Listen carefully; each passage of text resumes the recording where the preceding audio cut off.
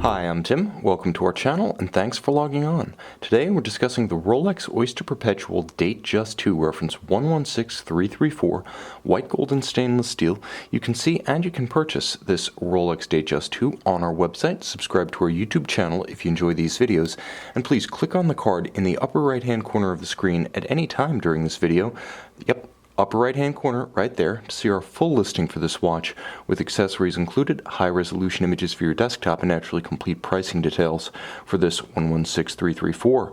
Now Rolex is a little bit like the Mr. Potato Head of luxury watchmakers, and hold it for a moment, consider this. You take one basic shape and then you reorient and twist a few of the parts around and you get a completely different visual impression, and that's what sets individual Rolex references within a family apart.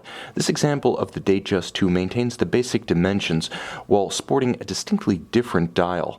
Now you'll note the watch on my wrist, 6 1/3 inches, 16 centimeters in circumference, is the 41mm Datejust II case size. Now that's across 3 to 9, not inclusive of the crown. It is quite slim considering its wrist real estate.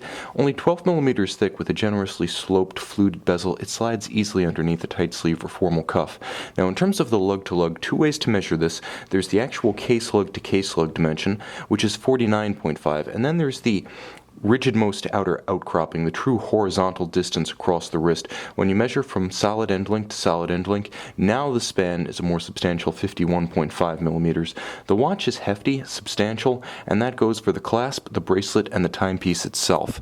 Now, you could see that this is of the latest generation of Rolex bracelets, which is to say, beautifully made. It features Rolex's signature 904L steel made in-house at Rolex in two different polishes. One is a satin finish, the other is a distinctly high-gloss mirrored finish that creates a little bit of distinction between the metals without resorting to two-tone or any kind of textural effect. Very handsome, beautifully made, nice channels between the individual links on the underside so it doesn't pinch or pull skin in any way. It also features a very substantial, fully milled out Rolex clasp, and it does sport the EasyLink tool-free adjustment system. You can see that little hollow that's used to take in or take out 5mm instantly without the resort to any kind of jeweler's tool.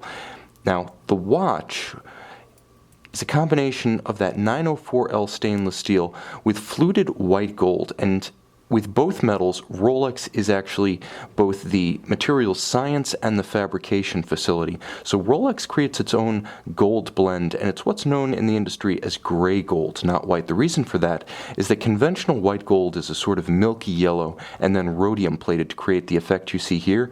Here, however, it's actually a homogeneous alloy. Gray gold looks like white gold, but when scratched, there's simply more white metal underneath. It never needs to be plated, and it does not wear through. You'll also note that the watch features an interesting combination of gray scales. Here's the thing about the watch. When I compare it to a Mr. Potato Head, the bracelet, the case, the bezel, all of that's fairly standardized. It's this dial that sets this particular model apart.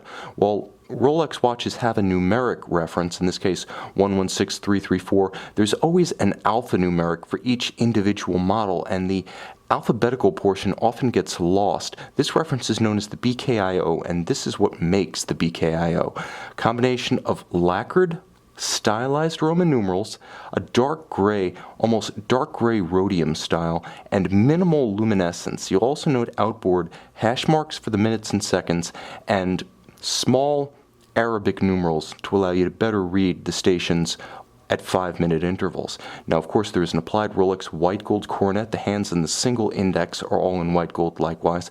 But this watch has a very cool, almost New York kind of persona about it.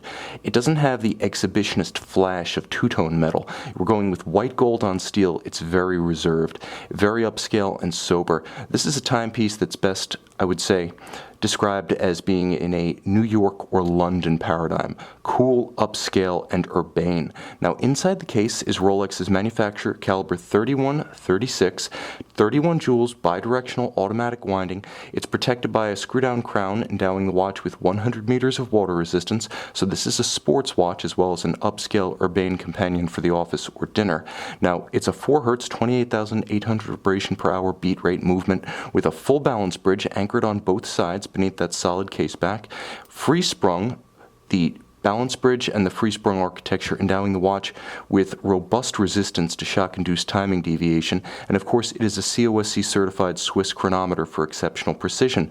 There is a hacking function such that when you unscrew the crown and pull it to extremity, you do stop the balance, allowing synchronization to a reference time, and of course there is a quick set for the date should the watch run down or encounter an irregular length month. Finally, the hairspring, which is of Rolex's proprietary Power Chrome Blue alloy, is a Breguet overcoil, so it isn't subject to the same kind of gravity or positional-induced timing deviations of a conventional flat hairspring. You can see and you can purchase this upscale, cosmopolitan, and subdued Rolex 116334 Datejust II on our website.